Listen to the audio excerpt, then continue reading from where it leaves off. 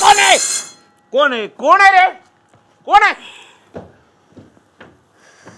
कोण आहे?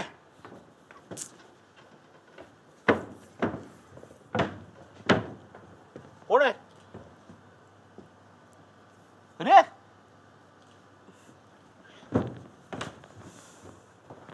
ए कोण आहे? कोण? मी कोण? हा कोण? मी हिचा नवरा. नाही नाही जाऊ दे. नाही बसा बसा बसा. हिने मला मेसेज केला. काय? बराच वेळ गप्पाच चालल्यात. गप्पाच चालू होत्या. तेच म्हणून म्हटलं जाऊन बघावं. काय? तुमच्या प्रायोरिटीज काही वेगळ्या आहेत का? म्हणजे तुम्हाला पुरुष आवडतात का? नाही मला कारण मला पुरुष आवडतात आणि मला तुम्ही आवडलाय. अहो म्हणून तर आमची भांडणं होतात. आमचं पटत नाही.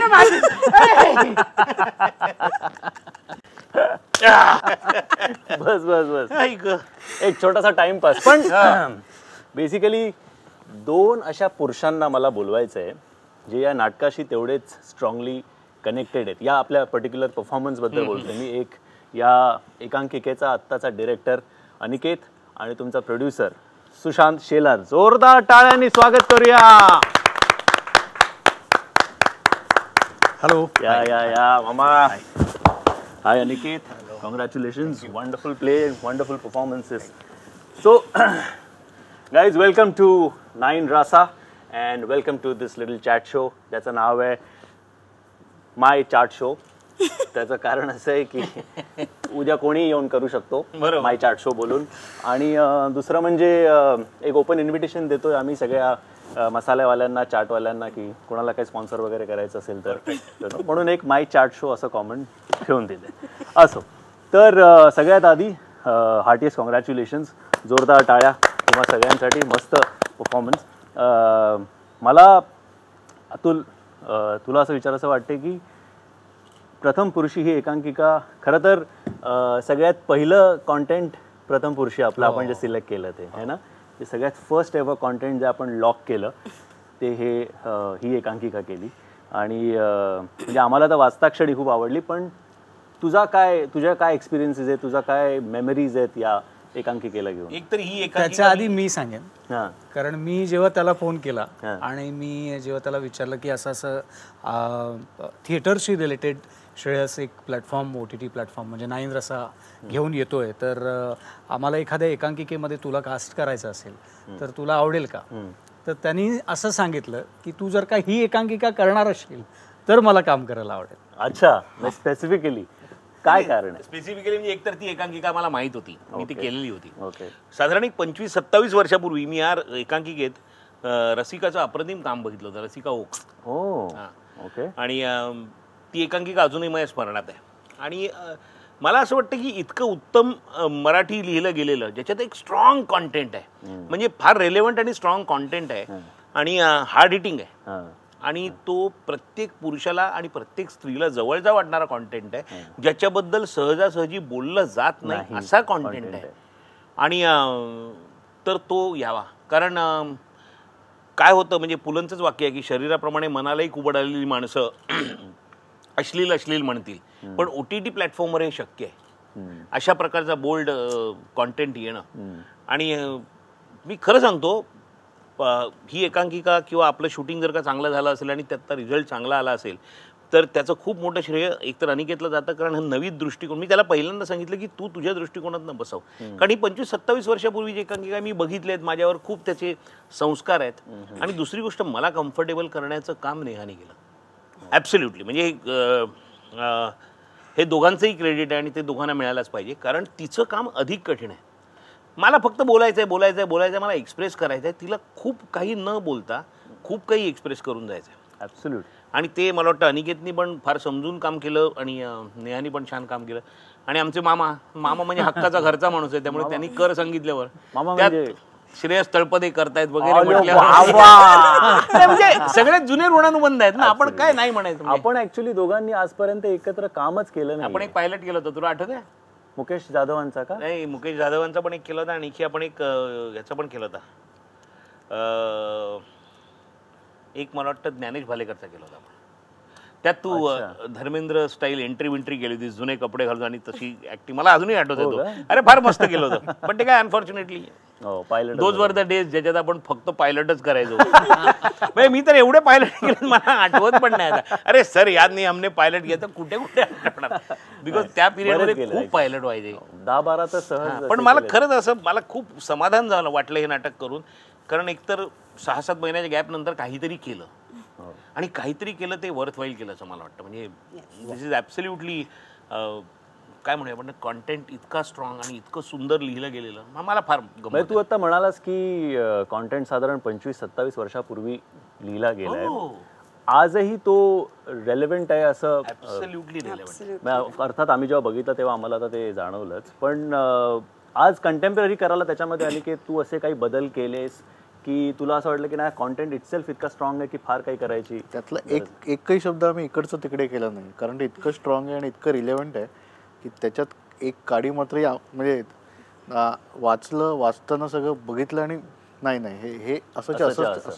म्हणजे आजही त्या रिलेशनशिप बद्दलचे जी गुंतागुंत आहे, जे काही फॅक्टर्स आहेत ते आजही तसेच शाश्वत आहे रे. म्हणजे पुरुष स्वभाव आणि स्त्री स्वभाव हा कधीही बदलणार नाही, तो शाश्वत आहे. तो वेगवेगळ्या रूपात आपल्याला दिसतो पण बेसिक टेंडन्सीज त्याच राहतात. राईट, बेसिक तर तेच राहतं. नेहा तू सांग, तुझा अनुभव काय होता? म्हणजे तू मला वाटतं तूही एकांकिका म्हणजे कॉलेजमध्ये असताना वगैरे पाहिली आहेस, कोणी परफॉर्म केलेली किंवा नाही? जेव्हा सुशांतनीच फोन केला मला त्यावेळेला मी अर्थात परत तुझाच प्लॅटफॉर्म आहे आणि सुशांतनीच फोन केला, त्याच्यानंतर नाही वगैरे म्हणायचा काही संबंधच नव्हता, त्यामुळे मी हो म्हणाले. आणि I was actually looking forward to it, कारण जसं अतुल सर म्हणाले तसं की ह्याच्यामध्ये तिला फार she is on the receiving end, ती ऐकतीये. आणि मला आत्ता खरं तर इन रिसेंट टाइम्स आपल्या सगळ्यांनाच हे जाणवलंय की ऐकणाऱ्या माणसांची खरं तर आपल्याला किती गरज आहे सध्या. कारण अनेकदा गोष्टी बोलता येत नाहीत, आपल्या जवळच्या माणसाशी नाही बोलता येत, कारण ह्या नाटकातच म्हणतात तसं की बायकोला जवळ घ्यावं लागतं का तर माझ्या मनात काय चाललंय ते तिला कळू नये म्हणून. आणि हे मी कुणाशी बोलू तर for that he has to pay someone. So ही जी अनफॉर्च्युनेट खरं तर गोष्ट, व्हेरी अनफॉर्च्युनेट. पण मला असं वाटतं की ह्या माणसाच्या बाबतीत ते खूप फॉर्च्युनेट आहे की त्याला पेड असली तरी अशी एक मैत्रीण मिळाली जिच्याशी एक रात्र का होईना त्याला वाटतंय ते सगळं बोलून तो मोकळं होऊ शकला. आणि मला खूप मजा आली ह्या माणसाची ही मैत्रीण व्हायला, खूपच मजा. It was a difficult part two perform, actually very difficult. पण हा म्हणजे आता अर्थात मी एक्सपेरिमेंटल नाटक करत होते मुंबईला यायच्या आधी, त्यामुळे तसं म्हणायला गेलं तर कुठलीच स्टेजवरची मोमेंट किंवा कुठल्याही प्रकारचं character is not a taboo for me. मला यू टेल मी इफ जर ते त्या कंटेंटमध्ये बसत असेल आणि त्यांनी नाटकाला किंवा इतर कुठल्याही प्रकारच्या माध्यमात आपण काम करताना जर ती गोष्ट किंवा तो सीन तिथे होणं गरजेचं आहे, जर मिठी मारणं गरजेचं आहे, जर किस करणं गरजेचं आहे, तर ते तेवढं कन्व्हिक्शननी झालं पाहिजे असं मला वाटतं. आणि त्यामुळे I just tried to be a convincing friend to this guy. नाही ॲब्सोल्युटली. कारण नेहाला मी आमची पहिली ओळख आम्ही एक झुंज मराठमोळी नावाचा कार्यक्रम करत होतो, त्याच्यामध्ये नेहाची वाईल्ड कार्ड एंट्री झाली होती आणि ती ज्या एनर्जी आणि ॲटिट्यूडनी तिने एंट्री घेतली होती ना बॉस, सो मी पण असा 2 मिनटं हल्लो होतो, अरे बापरे हे एक नवीन वादळ आलं आहे आतमध्ये त्या फॅमिलीमध्ये. So it was very very काय म्हणतात रिफ्रेशिंग फॉर अस ऑल्सो, आणि it's been refreshing here as well. पण मला सुशांत अशा खूप एकांकिका आहेत मराठीमध्ये असो, हिंदीमध्ये, गुजरातीमध्ये, की ज्या खरं तर आपल्याला प्रत्येकाला असं वाटतं की एकांकिका करत असताना की यार ही कॉन्टेंट यायला पाहिजे. तर अशा अजून काय वाटतं तुला? म्हणजे हा प्लॅटफॉर्म, म्हणजे जर आपण 9 रासाबद्दल बोललो, या इनिशिएटिव्हबद्दल तुला काय वाटतं? नाही, सगळ्यात आधी मला म्हणजे ह्या निमित्ताने आज ही गोष्ट उलगडायला आवडेल की हा सगळा जेव्हा काळ होता गेल्या काही 6-7 महिन्यांचा, या काळामध्ये मी श्रेयस तळपदे नावाच्या माझ्या मित्राला फोन केला होता. आणि त्याला फोन केल्यानंतर मी त्याला काही मदत कार्य संदर्भात विचारणा केली, तर त्यांनी मला असं सांगितलं की हे मदत कार्य कधीपर्यंत करत राहणार आहेस, किंवा मी जरी तुला मदत केली किंवा अजून किती जणांनी मदत केली तरी हे कुठपर्यंत पुरणार आहे, याचा एक कायमस्वरूपी आपण विचार करायला हवा, कारण आपण दोघंही थिएटर्स आहोत.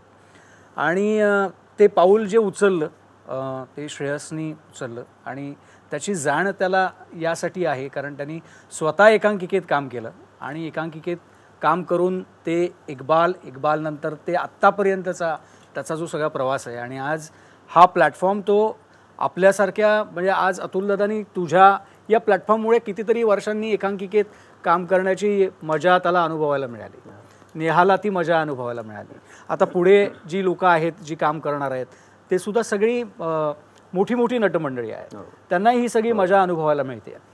आणि हे परफॉर्मन्सेस आज लोकांना बघायला मिळणार आहेत घर बसल्या.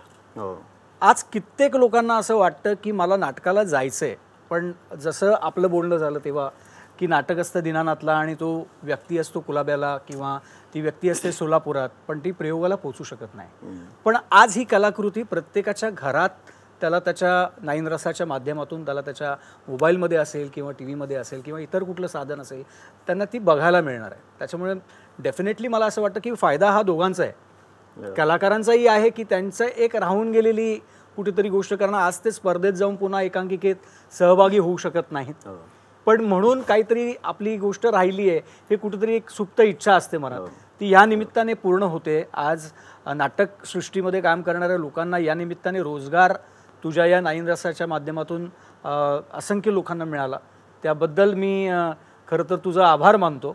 आणि मला असं वाटतं की प्रेक्षकसुद्धा एक वेगळी, कारण हे डेडिकेटेड टू थिएटर करण्याचं धाडस हा थिएटरमधलाच माणूस करू शकतो आणि हे तू केलंयस, त्याच्यामुळे मला असं वाटतं की रसिकसुद्धा तुझं कौतुकच करतो.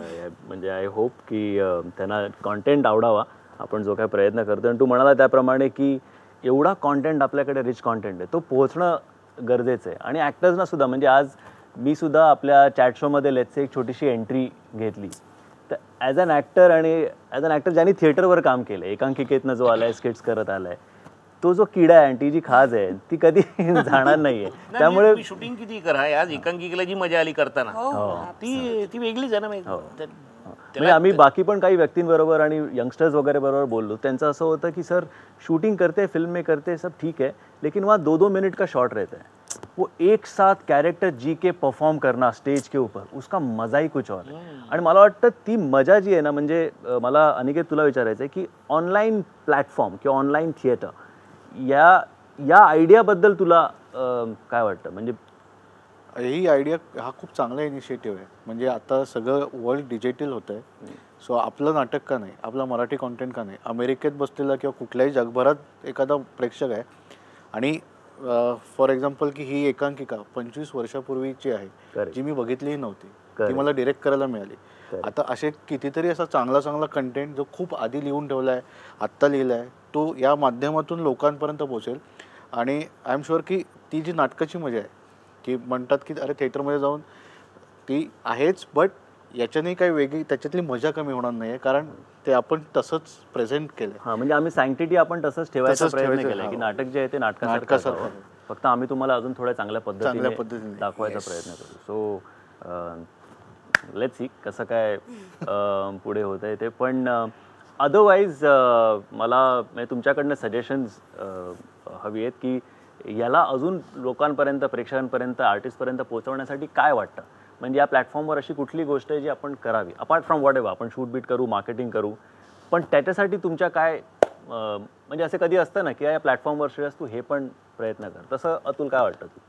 नाही, मला एक तर याचा कॉन्टेंट इतका स्ट्रॉंग आहे की तो लोकांपर्यंत पोहोचेल. तुम्ही लोकांना चांगलं दिलं तर लोक बघतात, याच्यावर माझा पूर्ण विश्वास आहे. दुसरी गोष्ट, मला म्हणजे सजेशन द्यायची म्हणून नाही, पण मला असं वाटतं कित्येक मराठी नाटकं जुनी जी आत्ता तुला डिजिटल स्वरूपात अवेलेबल आहेत, पण ज्या पद्धतीने आपण शूट करतोय, ज्या पद्धतीने आपण रिहर्सल करून एक नाटकाच्या फॉर्मॅटमध्ये काय being loyal to the script, being loyal to the, म्हणजे ज्या पद्धतीने पूर्वी नाटक होत असेल त्या पद्धतीने जर का नाटक पुन्हा एकदा झालं तर मला वाटतं ते लोकांना जास्त, कारण ते तशा काही सिडीज अवेलेबल आहेत. म्हणजे त्यात कल्प्रिट मी सुद्धा आहे, अनेक मी केलेले आहेत, मग मान्य करतो मी, मी अशा गोष्टी, अनेक अशी नाटकं केलेली आहेत ती त्या वेळेला ट्रेंड म्हणून केली जातात. पण जर का आपल्याला लास्टिंग कुठली तरी गोष्ट करायची असेल तर ती मला वाटतं या माध्यमाद्वारे आपण करू शकतो असं मला प्रामाणिकपणे वाटतं. आणि जी नाटकं झालेली नाहीत, जी झालेली आहेत, ती सुद्धा परत एकदा with a better cast, with a better rehearsals आणि थोडीशी अधिक चांगली निर्मिती मूल्य, ह्यांनी ती नाटकं पुन्हा एकदा कारण त्यांचा कॉन्टेंट परत स्ट्रॉंग आहेच आणि ती पिरियड प्ले त्यांना काही तुला आजच्या दिवशी 2020 मधली नाटकं ती करायचीच नाही ती 1990 किंवा 1980 मधलंच नाटक आहे ते. Correct correct. पण ते नाटक बघण्याचा मला एक पुनःप्रत्ययाचा जो आनंद एखाद्या चांगल्या प्लॅटफॉर्मवर with a good cast with a good production value येऊ शकतो तो मला वाटतं आपण जर का देऊ शकलो करेक्ट तर मला वाटतं ती खूप दॅट इज द आयडिया. म्हणजे आमचाही असा विचार होता की you cannot take away the magic of a live performance you know. But having said that असं अनिकेत म्हणाला की खूप जगभरात वेगवेगळी माणसं आहेत त्यांच्यापर्यंत पोहोचण्यासाठी किंवा ते कॉन्टेंट त्यांच्यापर्यंत पोहोचवण्यासाठी एक काहीतरी माध्यम असलं पाहिजे. जसं सुधीर काका सुयोगची नाटकं अमेरिकेला घेऊन जायचे तेव्हा जाम अशी इच्छा असायची मनामध्ये प्रत्येक आपण सगळे जे होतो की सुयोगच्या एखाद्या नाटकात काम करावं म्हणजे आपल्याला अमेरिकेला जाता येईल कारण सुधीर काका सगळं तिकडे फिरवतो सगळं दाखवतो. मी तुला सांगतो ना वेन 98ला पहिल्यांदा मी जेव्हा अमेरिकेला गेलो तेव्हा माझ्यासाठी it was like a dream come true. कारण मला अमेरिकेला लहानपणापासून काय फॅसिनेशन होतं देव जाणे पण होतं फॅसिनेशन अमेरिकेला जायचं आहे. बरं बाय दॅट टाइम हे लक्षात आलं होतं की शिक्षणाने आपण जाऊ शकत नाही म्हणजे B1 काय तो HB1 विजा मिळून तर आपण जाऊ शकत नाही विषय संपला. डिपोर्ट केलं भारतातनं तर आपल्याला भारतातनं डिपोर्ट का करतील आपण भारतातलं जाऊ मग त्यांनी अमेरिकेला जाऊ शकत नाही दुसरे कुठल्या कारणाने अमेरिकेला जाणार. बरं टुरिस्ट विजा काढून त्यावेळेला अमेरिकेला जाणं ही स्वप्न होती रे आपल्या सगळ्यांसाठीच. तर त्यामुळे आपल्याला अमेरिकेला जायला मिळत आहे आणि प्लस तिथे जाऊन परफॉर्म करायचं आहे ही गोष्ट फारच ग्रेट होती. म्हणजे सुधीरनी केलं म्हणजे आम्ही पहिल्यांदा जेव्हा व्यक्तीनी वल्ली अमेरिकेत केलं 98ला तेव्हा फार म्हणजे आणि आय एम इटर्नली ग्रेटफुल की नाहीतर आम्हाला अमेरिका ज्या पद्धतीने आम्ही बघितली त्या पद्धतीने बघायलाच मिळाली नसती. सो मजा आली. पण त्यामुळे ते नाटक आणि एकतर ते ग्लोबल झालं वर्ल्ड वाईड झालं. आणि मुद्दा तो सांगण्याचा की प्रत्येकाला जाता येत नाही प्रत्येकाला तिकडे जाऊन परफॉर्म करता येत नाही पण एक आपण जर का प्लॅटफॉर्म केला तर ते कॉन्टेंट तिथपर्यंत पोहोचू शकतं. So that is the idea. Neha तू काय सांगशील?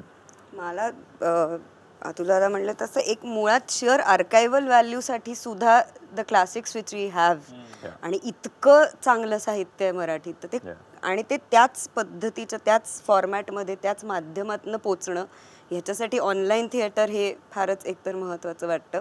आणि दुसरं तुझं विचारलंस की how can we reach to people तर मला असं वाटतं की अनेक लोकांनी ना आत्ता या लॉकडाऊनच्या काळात घरी काय काय सोलो परफॉर्मन्सेस बसवायला सुरुवात केली. म्हणजे कधी कुठल्या काकूचं ऐकलं नव्हतं तिने अचानक एक कविता लिहिली आणि ती फेसबुकवर टाकली आणि एखाद्या मामानी काहीतरी सोलो ॲक्टच केला आणि तो फनी होता आणि it was actually entertaining. So मला असं वाटतं की you can call for people असे सोलो ॲक्ट्स आणि विच ग्रुप ऑफ जजेस can sit and have a look at them आणि त्याच्यातनं सिलेक्टिव्ह गोष्टी सुद्धा या प्लॅटफॉर्मवरती येऊ शकतील so that people will feel that even I can do something even I can contribute to whatever is there असं मला वाटतं. सो सोलो ॲक्ट्स आत्ता आणि लोक स्वतःच्या घरात बसून करणार अर्थात कारण मध्ये एक अशाच पद्धतीचा उपक्रम आम्ही करत होतो तर मी एक 4 मिनिटाच्या परफॉर्मन्ससाठी साधारण माझे 7-8 मित्र मागे बसलेले असायचे. इकडनं लाईट लाव तिकडनं वरनं लाईट टाक खालनं कुठनं तरी मला स्क्रिप्ट दिसेल अशी सोय कर कोणीतरी वेळ बघतंय वगैरे. सो ते अख्खं घर त्या एका परफॉर्मन्समध्ये इन्व्हॉल्व्ह होतं आणि जेव्हा तो ऑनलाईन त्यांना बघायला मिळतो जेव्हा त्यांना हे कळेल की हे मी साता समुद्रापार अमेरिकेत सुद्धा एखादा माणूस माझा परफॉर्मन्स बघतोय तेव्हा त्यांना पर्सनल कनेक्ट मला असं वाटतं की ह्या माध्यमाशी किंवा ह्या स्पेसिफिक 9 रसा या प्लॅटफॉर्मशी जर आपल्याला करता आला ना लोकांचा तर ते जास्ती इंटरेस्टिंग होईल असं वाटतं मला. नाही प्रयत्न तोच आहे की जेवढं नवीन टॅलेंट आहे किंवा जेवढं टॅलेंट आहे आपण त्यांना प्लॅटफॉर्म देऊ शकतो सो आपण द्यायचा प्रयत्न करतोय. बाकी we try to say that if you have it in you then we give you the platform then come you and we'll showcase that. So anyways thank you guys. खूप मजा आली एक तर तुमचा परफॉर्मन्स बघून आणि एक छोटीशी एंट्री घेऊन सुद्धा. So I hope that you know आत्ता आपण जसं केलं तसंच आपण अजून काय जे काय एकांकिका असतील पूर्ण नाटकं असतील सुशांत तर अजून कॉन्टेंट करतोच आहे 9 रसासाठी बट अजून काही असं असेल तर आपण निश्चितपणे करावं आणि आपण पुन्हा भेटूया. मला अजून एक म्हणजे गोष्ट आता ही ह्या म्हणाली त्यानुसार की नुकतंच एक ॲप जे बंद झालं कारण ते आपलं देशातलं ॲप नव्हतं पण त्या ॲपनी एक वेगळी क्रेज तरुणांच्या मनात हृदयात तयार केली होती. त्याच्यातनं बरेचसे ॲक्टर बिलीव्ह नाही होत पण ते मराठी इंडस्ट्रीत आता काम करत आहेत, त्यांचे ते परफॉर्मन्सेस बघून त्यांना सिरियलमध्ये कास्ट केलं गेलं. तर मला असं वाटतं की ह्या 9 रसा ॲपच्या माध्यमातून ती एक सुवर्ण संधी जर का आपल्याकडे पोहोचण्यापूर्वी आपल्या प्लॅटफॉर्मवरती त्यांनी जर का त्यांच्या घरातून एखाद्या नाटकाचा पीस केला किंवा थिएटरशी रिलेटेड काही गोष्टी केल्या तर एक वेगळी सुवर्ण संधी त्यांनाही मिळेल. आणि मला असं वाटतं की आपलं हे अस्सल महाराष्ट्राच्या मातीतलं ॲप आहे, आपल्या देशातलं ॲप आहे, त्याच्यामुळे त्या अधिक हक्काने आणि अधिकाराने त्याचा वापर करू शकतील. आणि मी आधीही बोललो होतो, पण आता या दोघांच्या समोर मला अजून एक ड्रीम आहे माझं, जे आज पहिल्याच माझं हे प्रोड्यूस 9 रसासाठी करत असलेलं, त्या निमित्ताने मला बोलावं असं वाटतं की माझं एक ड्रीम आहे की 9 रसा ॲपवरती की एक थिएटर सिरीज यावी. कारण लोकांना एक चटक जी वेब सिरीजची लागली आहे तशीच एक थिएटर सिरीजची सुद्धा मेजवानी 9 रसाच्या माध्यमातून प्रेक्षकांना मिळाली तर त्याचं एक म्हणतात ना झिंग चढेल. आणि ती एकदा झिंग चढली तर मग मजा येईल. I think it's a brilliant idea. तू मागेही मला म्हणाला आहे. So theatre series is also something that we are considering, and we will get that for sure on 9 Rasa. Like I said, Chaat Masala, please sponsor so that we can do a lot more. But guys, thank you so much. It was absolutely entertaining and refreshing talking with all of you all. खूप बरं वाटलं, खूप मजा आली. आणि या प्लॅटफॉर्मवर 9 रसावर तुम्ही जी व्हॅल्यू ॲड केली आहे त्याबद्दल तुमचे खूप खूप आभार. आणि ही संधी तुम्ही आम्हाला दिली त्याबद्दल तुमचेही खूप खूप आभार. थँक्यू. थँक्यू. थँक्यू.